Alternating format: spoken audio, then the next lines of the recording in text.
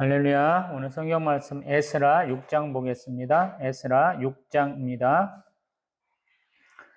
이에 다리오 왕이 조서를 내려 문서 창고 곧 바벨론의 보물을 쌓으던 보물 정각에서 조사하게 하여 메대도 앙메다 궁성에서 한 두루마리를 찾아왔으니 거기에 기록하였으되 고레스 왕 원년에 조서를 내려 이르기를 예루살렘에 있는 하나님의 성전에 대하여 이르노니 이 성전 곧 제사 드리는 처소를 건축하되 지대를 견고히 쌓고 그 성전의 높이는 60규빗으로 너비도 60규빗으로 하고 큰 돌 3켜에 새 나무 1켜를 놓으라.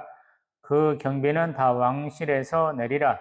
또 느부갓네살이 예루살렘 성전에서 탈취하여 바벨론을 옮겼던 하나님의 성전 금, 은 그릇들을 돌려보내어 예루살렘 성전에 가져다가 하나님의 성전 안 각기 제자리에 둘지니라 하였더라. 이제 유브라데 강 건너편 총독 다뜨네와 스달보스네와 너희 동관 유브라데 강 건너편 아바삭 사람들은 그곳을 멸리하여 하나님의 성전 공사를 막지 말고 유다 총독과 장로들이 하나님의 이 성전을 제자리에 건축하게 하라. 내가 또 조서를 내려서 하나님의 이 성전을 건축함에 대하여 너희가 유다 사람의 장로들에게 행할 것을 알리노니 왕의 재산 곧 유브라데 강 건너편에서 거둔 세금 중에서 그 경비를 이 사람들에게 끊임없이 주어 그들로 멈추지 않게 하라. 또 그들이 필요로 하는 것 곧 하늘의 하나님께 드릴 번제의 수 송아지와 숫양과 어린 양과 또 밀과 소금과 포도주와 기름을 예루살렘 제사장의 요구대로 어김없이 날마다 주어 그들이 하늘의 하나님께 향기로운 제물을 드려 왕과 왕자들의 생명을 위하여 기도하게 하라. 내가 또 명령을 내리노니 누구를 막론하고 이 명령을 변조하면 그의 집에서 들보를 빼내고 그를 그 위에 메어 달게 하고 그의 집은 이로 말미암아 거름더미가 되게 하라.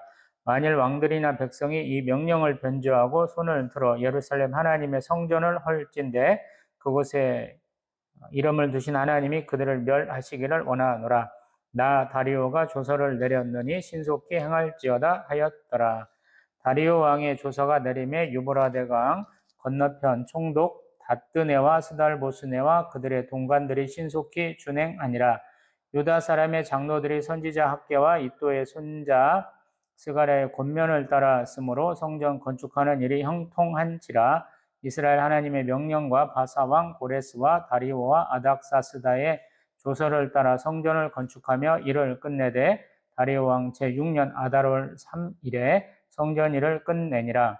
이스라엘 자손과 제사장들과 레위 사람들과 기타 사로잡혔던 자의 자손이 즐거이 하나님의 성전 봉헌식을 행하니 하나님의 성전 봉헌식을 행할 때 수소 100마리와 수당 200마리와 어린 양 400마리를 드리고 또 이스라엘의 지파의 수를 따라 수렴서 12마리로 이스라엘 전체를 위하여 속죄제를 드리고 제사장을 그 분반대로 레위 사람을 그 순차대로 세워 예루살렘에서 하나님을 섬기게 하되 모세의 책에 기록된 대로 하게 하니라. 사로잡혔던 자의 자손이 첫째 달 14일에 유월절을 지키되 제사장 등과 레위 사람들이 일제히 몸을 정결하게 하여 다 정결하며 사로잡혔던 자들의 모든 자손과 자기 형제 제사장들과 자기를 위하여 유월절 양을 잡으니 사로잡혔다가 돌아온 이스라엘 자손과 자기 땅에 사는 이방 사람의 더러운 것으로부터 스스로를 구별한 모든 이스라엘 사람들에게 속하여 이스라엘 하나님 여호와를 찾는 자들이 다 먹고 즐거움으로 이레 동안 무교절을 지켰으니 이는 여호와께서 그들을 즐겁게 하시고 또 아수르 왕의 마음을 그들에게로 돌려 이스라엘 하나님이신 하나님의 성전 건축하는 손을 힘있게 하도록 하셨음이었더라. 아멘. 에스라 6장까지 얘기를 한번 또 해봐야 될 것 같아요. BC 605년에 1차 포로가 있고요. 그 다음에 2차 포로가 한 8년 후에 BC 597년 그리고 한 또 11년 정도 지나서 3차 포로까지 있습니다. 이 1차 포로에서 3차 포로까지 한 20여 년 가까이 걸리거든요. 그리고 1차 포로 교환을 BC 538년에 합니다. 그래서 1차 포로에서 1차 포로 교환까지가 약간 70년이 안 돼요. 그리고 이 성전 건축안 오늘 6장에서 성전 건축한 것을 봤는데 그것이 BC 516년에 성전 건축이 완료된다 그래요. 그래서 3차 포로로 이스라엘이 멸망한 지 70년 만에 성전 건축이 다시 완성이 되는 거예요. 그러고 나서 우리 에스더 왕비가 되는 일들이 있고요. 불임전 사건이 있고 그 다음에 2차 포로 교환이 있어요. 그것이 BC 458년이고요. 그 다음에 3차 포로 교환은 BC 445년이에요. 그러니까 굉장히 깁니다. 3차 포로 교환에서 우리 3차 포로 이렇게 마지막에 포로로 잡혀갔다가 마지막에 귀환한 것까지 다 계산을 하면 한 140 몇 년 정도 걸려요. 그리고 중간에 성전 건축 사건이 있습니다. 그래서 우리가 조금 광대한 역사구나라고 볼 수 있어요. 우리 열왕기만큼이나 조금 길지는 않지만 그래도 북이스라엘 역사만큼은 될 정도로 우리 포로 귀환의 역사가 좀 길다라고 보면 좋을 것 같아요. 지금 우리가 보고 있는 에스라 6장은 우리 스알드의 아들 스룹바벨 요사닥의 아들 예수와 또 우리 학개 선지자하고 이 스가랴 선지자가 열심을 내서 성전 건축하자 그랬는데 그것을 반대하는 대표적인 사람 유브라데강 서편의 총독 다뜨네와 스달보스네가 그들한테 이거는 하면 안 될 것 같아 라고 말리면서 왕에게 이렇게 조서가 제대로 내린 건지 고레스 왕의 조서가 제대로 내려가지고 이 사람들 이런 거 하는지 좀 다시 한번 밝혀주세요 라고 우리 다리오 왕에게 이렇게 편지를 보냈다라는 것부터 시작을 하거든요. 근데 우연찮게도 다리오 왕이 다 그것들을 조사해 보니까 남아 있더라라는 거.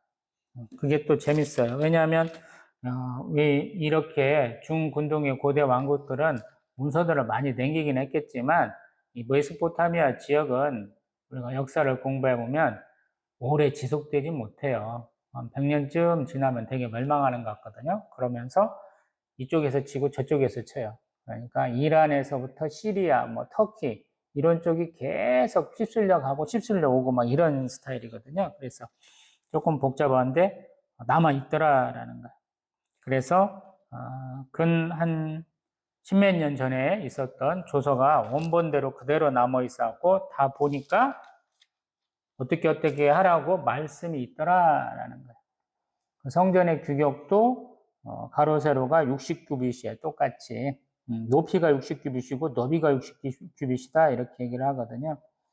우리가 잠깐 성경에 나오는 그 사이즈들 규격들을 보면 방주가 300규빗에 50규빗에 30규빗이고 또 솔로몬 왕국이 100규빗에 50규빗에 30규빗이에요.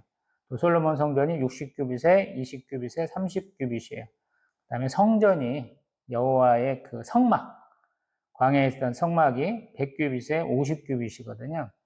그러니까 60규빗이니까 높이가 좀 제법 된다. 생각보다는 높이가 좀 된다.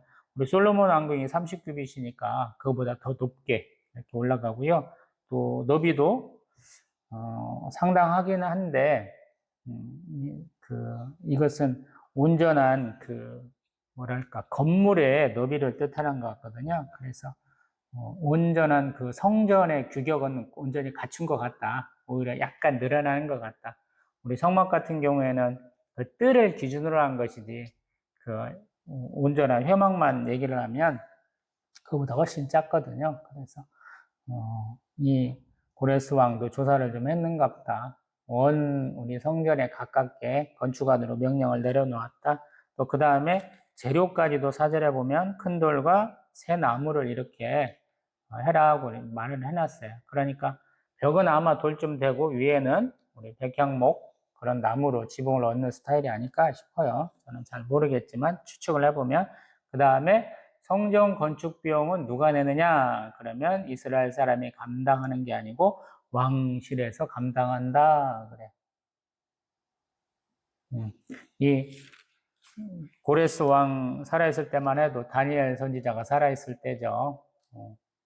그래서 우리 충분히 이런 일이 일어날 수 있는 상황이죠. 하나님이 어떤 분이신가 충분히 알고 있는 상황. 나라가 이렇게 바뀌면서 그런 것에 대해서 어떤 신이 영향을 끼쳤나 그랬을 때 하나님이 결정적인 영향을 끼치신 분이라고 알고 있는 상황인 것 같아요. 그러다 보니까 5절에는 느부갓네살 왕, 우리 항상 제가 얘기를 하죠. 포로 1, 2, 3차 이스라엘 멸망까지 관계된 왕은 느부갓네살 왕이에요. 그 왕이 예루살렘 성전에서 이렇게 탈취하고 갔던 것들을 다 돌려보내라 그래서 성전 금, 은 그릇은 다 보내라 이렇게 했다는 것이에요. 또 그 다음에 6절 이하를 보면 맨날 와서 참견하는 닷든의 스달보스네 또 너희 동관들은 아예 근처에 가지도 마 그러면서 무엇을 하냐면 성전 공사도 막지 말고 또 건축하도록 내버려 둬. 또 그 다음에 8절에 보면 세금을 좀 그 경비를 좀 잘 줘라고 얘기를 하거든요. 멈추지 않도록 잘 줘라. 그런 이유가 뭐냐면 또 더불어서 각종 짐승들을 제물로 매일 어김없이 주어라. 그 이유가 뭐냐면 10절 하늘의 하나님께 향기로운 제물을 드려 왕과 왕자들의 생명을 위하여 기도하게 하라. 중보기도 좀 부탁한다는 소리고요. 그 다음에 만약에 그렇지 아니하면 이 명령대로 따르지 않으면 그 사람은 목매달겠다라고 얘기하고요. 또 왕들이나 백성들이 또 그렇게 하고 하나님의 성전을 헐면 하나님이 그들을 진멸하실 것이다 이렇게까지 얘기를 해요. 그러니까 자기들은 잊혀진 나라, 잊혀진 하나님에 대한 얘기를 굉장히 쉽게 생각하고 우리가 이 정도 하면 이스라엘 사람들 성전 건축, 뭐 성벽, 뭐 이렇게 성읍 건설하는 거 다 못할 거야 그랬는데 오히려 제대로 사실이 밝혀져 가지고 역전돼서 그들이 이스라엘 사람들을 더 적극적으로 도와줘야 되는 상황이 된 거죠. 소위 말해서 이겨먹으려고 하다가 더 이제 되치기 당한 그런 상황이죠. 그 다음에 이제 13절 이하로 보면 그러한 이제 조서가 내려짐으로 인해서 그들이 또 14절 5장 1절에서 얘기한 것처럼 학개 선지자하고 스가랴 선지자의 권면대로 따라서 지금 하나님의 명령도 있고 고레스, 다리오, 아닥사스다까지 이렇게 와요. 근데 아직 아닥사스다까지는 시간이 안 되거든요. 근데 앞에 언급을 했었어요. 5장에서 우리 통시적으로 쭉 이렇게 고레스 왕, 다리오 왕, 아하수에르 왕, 아닥사스다 왕까지 쭉 역할을 하면 그 일을 얘기하면서 계속적인 방해가 있었어. 성전 건축도 방해했고 또 이렇게 성벽 건축도 방해를 했었어는 얘기를 했기 때문에 쭉 그 얘기까지도 연결해서 얘기를 해주는 거예요. 그래서 결국에는 다리오 왕 제6년 아달월 3일에 아달월은 대개 이제 12월에 해당하는 것이죠. 그리고 이제 성전 봉헌식을 자기들은 나름대로는 최선을 다해서 했고요. 그 다음에 이제 1월 달이 되니까 12월 달에 성전 건축하고 1월 달에 6월절도 잘 지켰다는 내용으로 이렇게 마무리하고 있습니다. 이만큼만 놓고 봅니다. 참 감격스러웠을 것 같아요. 왜냐하면 자기들 성전 건축하는데 방해하는 사람들이 더 있으니까 자기들은 왕의 명령을 따라서 또 하나님이 이렇게 우리를 복주셨어 하는 그런 믿음으로 행하는데 반대가 계속 있는 거죠. 주변 모두가 싫어하는 거예요. 왜냐하면 원래 있던 나라들도 다 이렇게 바뀌고 새롭게 온 사람들은 자기의 영향력을 행사하기 위해서 우리 이스라엘 사람들이 더 이렇게 결집하고 뭔가 하는 걸 굉장히 싫어하는 경우죠. 출애굽에서 가나안 땅에 오니까 지나가는 길만 우리에게 좀 양보해라. 물도 좀 우리가 사 먹을게. 식량도 값을 내고 사면 더 좋겠다 그러는데 다 안 된다고 그러잖아요. 에돔, 모함, 암몬 다 안 된다고 그러잖아요. 아모리 사람들도 안 된다 그래서 결국에는 에돔은 지나치지만 뭐 모압이나 암몬이나 뭐 아모리 사람들하고 싸워서 이겨야 되고 뭐 가나안 사람들하고 뭐 더 말할 필요도 없고요. 요단강 동편, 서편, 북편까지도 다 싸워서 이겨야 되고 그런 상황이 돼가잖아요. 여기도 지금 비슷한 거예요. 아무도 그들을 환영하지 않아요. 잊혀진 땅이 된 거예요. 포로 귀환하는데 굉장히 오래 걸렸잖아요. 그러면 그것은 내 땅이 되잖아요. 근데 내 땅 안에 누군가 다른 사람이 오는 것을 좋아할 사람은 없거든요. 근데 이들은 하나님의 뜻대로 하나님의 능력으로 다시 한번 자기 고향 땅에 돌아오는 것이거든요. 우리 출애굽기를 보면 하나님이 정말로 10가지 재앙을 통해서 바로와 이스라엘 애굽 백성들을 이렇게 심판하시고 이스라엘 백성들이 이렇게 가나안 땅으로 들어갈 수 있도록 하나님 인도하시고 보호하시죠. 사실 출바벨론이라고 표현할 수도 있는 것이 이 모든 과정에 다 하나님과 함께 하셨다라는 거예요. 우리 이제 예수 그리스도에 중점을 맞추다 보니까 이렇게 포로 귀환에 대한 부분들을 많이 우리가 인식하지 못하는데 한편으로 보면 이스라엘 사람들 그걸 굉장히 중요하게 여기거든요. 그래서 구약 정경의 순서를 이스라엘 사람들 그렇게 맞춰갖고 가거든요. 그래서 우리가 하나님의 그 능력, 하나님의 뜻은 무엇인가 한번 살펴본다고 그런다면 우리 이스라엘 사람들이 보는 정경의 순서대로 보는 것도 참 좋겠다. 그래서 우리가 지금 그렇게 보려고 지금 계획을 세웠잖아요. 창세기 채 끝나지도 않은데 지금 벌써 이렇게 다니엘서부터 시작하고 있죠. 우리가 에스라서 오늘 보는 6장까지 보고요.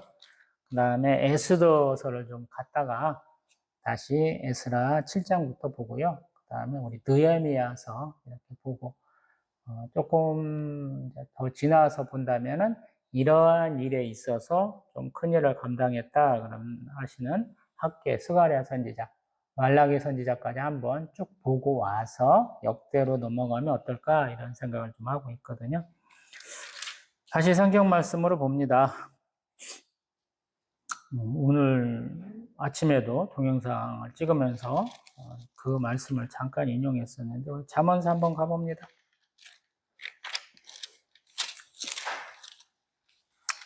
잠언서 16장 3절. 잠언서 16장 3절. 너의 행사를 여호와께 맡기라. 그리하면 내가 경영하는 것이 이루어지리라.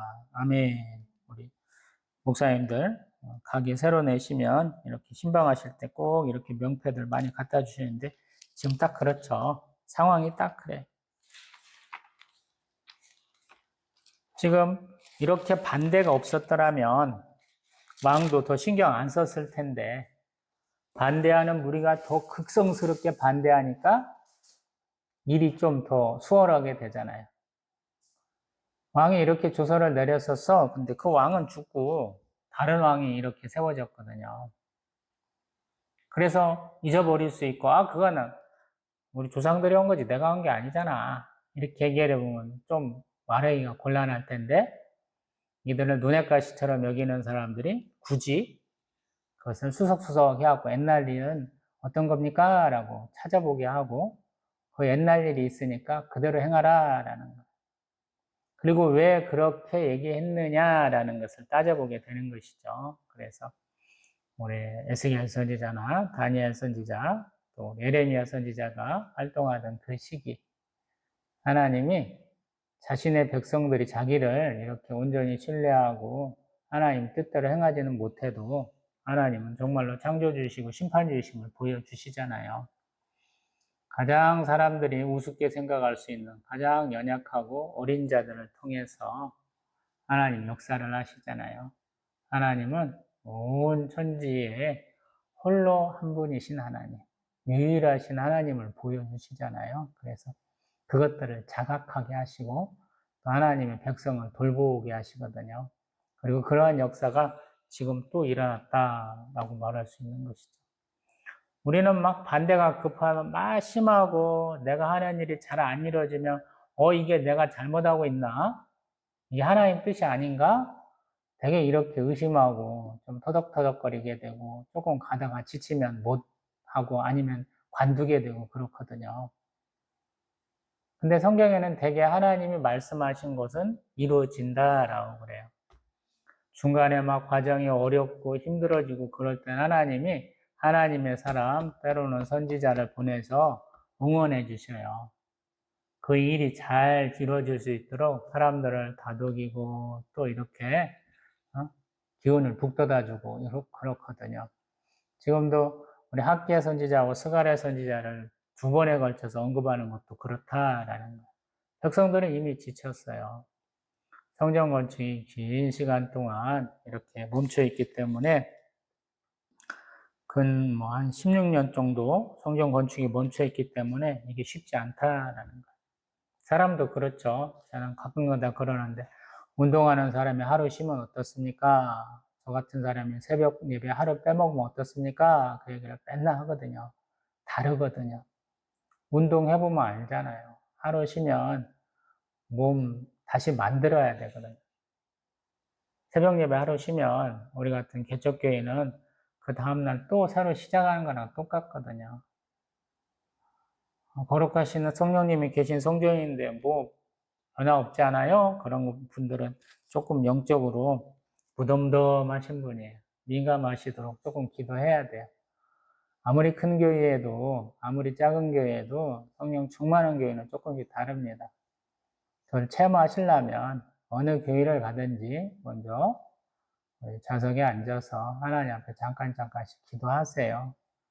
그 습관이 들어야 하나님이 계신 곳, 이곳이 기도하는 곳, 예배하는 곳이라는 것을 깨닫게 돼요. 아무리 많은 사람이 있어도 큰 교회도 아닌 곳은 아니에요. 제가 몇 군데 다녀본 곳은 아니다라는 생각이 좀 들었어요. 성도만 수만 명인데, 물론 제 개인적인 느낌입니다. 자, 또 얘기를 해보죠. 종교 지도자만, 선지자들만 힘낼 게 아니고 정치적 지도자도 힘을 내야 되죠. 그래서 하나님이 학개서와 스게랴서를 보면 우리 하나님 기름 붓는 것, 또 그들을 세우는 것들이 다 나와 있죠. 또 백성들에게도 하나님 복 주신다라는 거예요. 우리 지금 에스라 6장까지는 칭찬하는 내용인데 이제 7장부터 에스라 선지자가 2차 포로기한 한 다음에는 조금 백성들을 많이 혼내치거든요. 성전 건축은 했어요. 근데 소위 말해서 불임절 사건이 일어난 이후에 이스라엘의 대적들이 많이 기가 죽었어요. 근데 사람들의 그 생활 습관, 종교 생활이나 신앙 생활은 좀 시원찮다 그래서 많이 혼내치시거든요. 거기서 더 나가서 느헤미야서를 보면 그들이 성전도 지었어요. 에스라 학사가 와서 말씀도 깨닫게 했어요. 근데 거기서 거기에요. 자기 생업에 바빠요. 하나님이라 열심히 내는 게 아니에요. 3차 포로기한 자기들 쫄딱 망한 다음에 70년이 지나서 성전을 건축하고 성전 건축한 지 70년이 지났는데도 불구하고 여전히 예루살렘 성은 성벽들이 막 무너진 채 있어요. 그들의 삶도 온전히 하나님의 백성으로서의 삶이 아니고 그냥 이방 사람들과 비슷비슷한 삶을 살고 있다라고 그래서 적극적으로 느헤미야가 나서거든요. 근데 그런 과정들을 쭉 하는 분들을 보면 대단하신 분들은 아닌 것 같아요. 하나님이 쓰시는 거예요. 그런 사람들. 가고 싶어 하는 사람, 하고 싶어 하는 사람을 하나님이 불러갖고 그에게 능력을 부어주셔서 그 일을 감당하게 하더라라는 거예요. 그래서 우리가 무슨 일을 하든지 하나님의 감동, 성령의 감동이 있으면 먼저 하나님께 물어야 돼요. 그래서 그것이 확실한지 한번 확인을 해야 됩니다. 하나님은 우리에게 무슨 일을 맡기실 때는 항상 명령적, 지시적, 명령적 이 두 가지를 쓴다고 그러는 먼저 너는 무엇이다 라고 지시를 한다는 거예요. 지정을 해준다는 거예요. 너는 어떤 사람이야. 그러니까 이러이런 사역을 해라 라고 말씀하신다 라고 그러거든요. 그러면 하나님한테 질문할 때 하나님 제가 어떤 사람입니까? 이런 사역을 주셨습니까? 라고 물어봐야 된다는 거예요.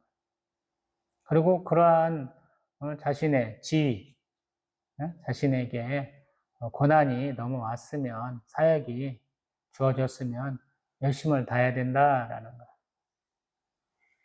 참 우리 주변에는 믿음이 참 좋아가지고 자기에게 맡겨진 사명과 소명을 일생 동안 완수해 나가는 분들이 있어요. 실행해 가시는 분들이 있어요. 사람의 인정을 받든 못 받든 남들이 흔히 얘기하는 외적인 성장, 또 우리 숫자적인 성과가 나타나지 않아도 최선을 다하시는 분들이 있어요. 참 대단하신 분들이죠. 조금 가다가 많은 사람들이 대부분이거든요. 성경도 마찬가지거든요. 이스라엘 사람들도 10가지 재앙으로 이스라엘 백성 노출하고 했어요. 근데 홍해 앞에로 하나님이 딱 인도하시잖아요. 앞에는 물이고 뒤에는 이스라엘 백성들 막 잡으러 오는 애굽 바로의 병거가 막 오는 소리가 막 들리잖아요. 그 두려워 떠는 백성들을 하나님 보시잖아요. 그리고 그들을 물리쳐 주시잖아요. 항상 하나님은 그렇거든요. 우리가 어려움을 당했을 때, 우리가 고난을 겪을 때, 우리가 시작하는 일들이 자꾸 터덕터덕 막힐 때, 우리가 어떻게 해야 되는지 하나님 보여주신다라는 거예요. 지혜로운 사람이면, 하나님의 영에 감동된 사람이면 하나님한테 직접 묻고 나올 것이고, 그러지 못한 사람에게는 하나님이 조력자로서 하나님의 말씀을 선포해 줄 수 있는, 가서 전달할 수 있는 사자들을 보내신다라는 거예요. 이스라엘이 항상 그래요. 그래서 우리에게도 신약의 시대니까 예수님이 오셨잖아요. 어려움을 어떻게 겪어내는지, 자신한테 주어진 사명과 소명을 어떻게 완수해내는지 보여주시잖아요. 예수님은 그냥 무시로 기도하시고, 장소도 안 따지시고 기도하시고, 자신의 형편도 무시하시잖아요. 어떤 때 보면. 자신의 사역을 수만 명과 함께 되다 보면 굉장히 힘들고 아플 텐데, 그때 예수님이 나 피곤하니까 우리 잠깐 좀 쉴까? 이런 거 한 군데도 없잖아요. 기도하면서 쉬는 거예요, 예수님. 자기의 쉼은 하나님과 대화하고 하나님과 교제하고 하나님 앞에 기도하는 것이다. 이것을 말씀하시잖아요. 많은 분들이 쉬자 그러니까 육체적인 쉼을 많이 얘기하거든요. 편안하게 쉬자 그러는데 신앙생활에서 쉬는 것은 기도하는 거예요, 사실은. 옛날처럼 산기도 하라는 둥, 우리 기도원 가고 금식기도 하라는 둥 이런 얘기가 아니에요. 산기도나 금식기도는 제가 볼 때는 한국적인 특성이 가미된 한국적인 기도의 방식인 것 같아요. 이제 또 한 가지 말을 보면 하나님 항상 역전의 하나님이세요. 내가 어렵고 어려울수록 또 곤란하고 곤란할수록 하나님 앞에 순종하고 충성하면 그 열매를 더 크게 하신다라는 거예요. 하나님의 방식은 항상 돌아가는 것이 아니고 직선으로 뚫어요. 그걸 잊어버리면 항상 우리가 문제가 되거든요. 우리 이제 구약을 읽다 보면 그런 말씀이 있어요. 너는 산의 대장부처럼 굳세고 당당하라. 이런 표현을 하셔요. 허리에 띠를 띠고 일어나라 이런 표현을 하셔요. 욥을 하나님이 혼날 때도 너는 산의 대장부처럼 당당하게 허리띠를 띠고 일어나서 내가 묻는 말에 답해 이렇게 말씀하실 때가 있거든요. 그것은 정면으로 뚫어라. 당당하게 대답해봐 이럴 때 하나님 훨씬 표현 같거든요. 지금 하나님의 말씀은 그들이 묻는 그대로 되받아치는 거잖아요. 그들은 조서가 내려왔다라고 하는 말을 의심해서 조서 있는지 한번 찾아봐 주세요. 그런데 조서가 있더라라는 거예요. 우리는 무슨 일을 하다가 보면 이게 전공법인데 이걸로는 시간이 많이 걸리겠어. 다툴 일도 많겠어. 그러면 그 일이 아니고 조금 비껴갈 수 있고 조금 부드럽게 그냥 마찰 없이 지나가는 방법들을 많이 선호를 하거든요. 근데 하나님의 방식은 되게 그렇지 않아요. 맞서 싸우는 거예요. 이게 아마 한국 사람들이 가장 이해 못하는 것 같아요. 구약에서 얘기하는 구원은 전쟁에서 승리예요. 전쟁에서 승리하는 방법은 뭡니까? 나가 싸우는 거잖아요. 근데 항상 소수의 사람이 다수의 사람하고 싸울 때 하나님의 구원을 얘기를 해요. 이스라엘은 요만큼인데 상대방은 요만큼이에요, 항상. 몇 배의 대적과 싸워야 될 때 항상 구원을 얘기를 하시거든요. 가서, 그래서 가끔씩 보면은, 열왕기나 역대를 보면은, 왕들이 왕궁에 있는 금도 이렇게 주고, 성전에 이렇게 벽에다 입힌 금도 이렇게 띄어다가 주고, 이런 사태가 자꾸 일어나거든요. 근데 그걸로 해결이 하나도 안 돼요. 우리가 히스기야 왕이 경건한 것처럼 얘기하잖아요. 하나님 앞에 기도해서, 금식 기도, 면벽 기도해서 하나님 복 주신 걸로 얘기하는데, 우리 히스기야 왕도 그렇게 돈을 줬어요. 그만 읽어보면.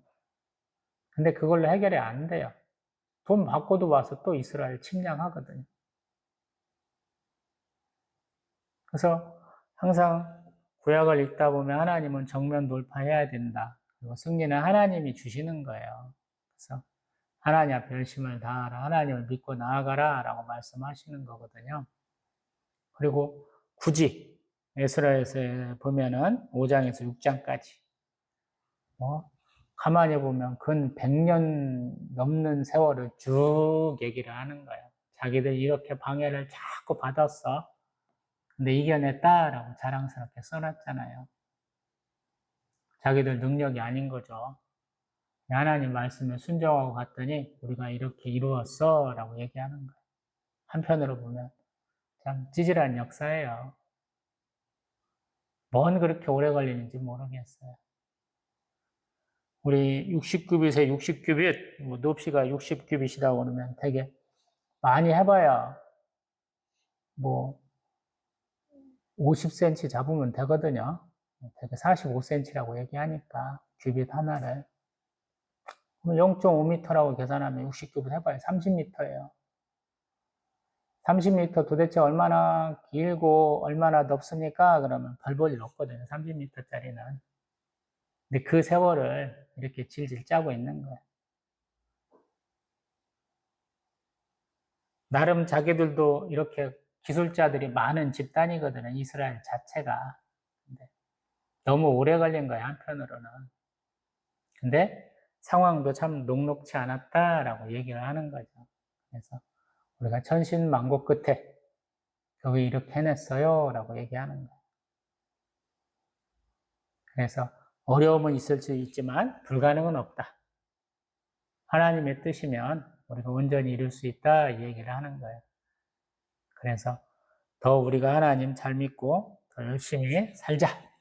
이렇게 마무리를 해요. 결국에는 하나님이 우리를 창조하셨고 우리를 택하셨고 우리가 하나님의 그 말씀대로 율법대로 살기만 하면 우리는 하나님의 그 축복받은 백성에 대해서 온전히 평안을 누리고 우리가 풍성한 가운데 살게 될 거야. 이 얘기가 핵심이거든요. 결국에는 구약의 핵심이에요. 그래서 그것들을 한 과정 한 과정 보여주시는 거예요. 오늘 우리에게 하나님은 왜 이 말씀을 하실까요? 라는 거예요. 내가 하나님을 잘 믿지 못하면 좀 부끄러운 건데 내 주변에 있는 하나님을 잘 안 믿을 것 같은 사람이 더 믿음이 좋은 일들이 생겨요. 이스라엘 백성들 믿음이 좋은 것 같은데 한편으로는 이렇게 터덕터덕거리니까 하나님이 보여주잖아요. 다리오 왕이 얘기를 하잖아요. 니들 좀 우리 위해서 기도 좀 해줘. 하나님이 심판주가 되실 거야 이야기를 하잖아요. 내가 들려줘야 될 얘기를 내가 해야 될 말을 그들이 나에게 해준다라는 이게 부끄러운 것이기도 하고 한편으로 행복한 것이기도 해요. 내가 지쳐서 힘들 때는 참 축복이다 그런 것이고 내가 이렇게 조금 영육간의 강건함으로 볼 때는 아이고 부끄럽네. 내가 할 말, 저 사람들이 하네. 이렇게 되거든요. 오늘 딱 그런 상황이다. 우리도 마찬가지. 내가 항상 이렇게 하고 말아야 되는데, 어느 때 보면은 이상하게. 저 사람 안 믿는 사람인데 그 사람이 오히려 하나님의 말씀으로 나를 위로할 때가 있거든요. 그럼 굉장히 부끄러워져요. 오늘이 딱 그렇다라는 거예요. 그래서 열심히 내기를 소망을 합니다.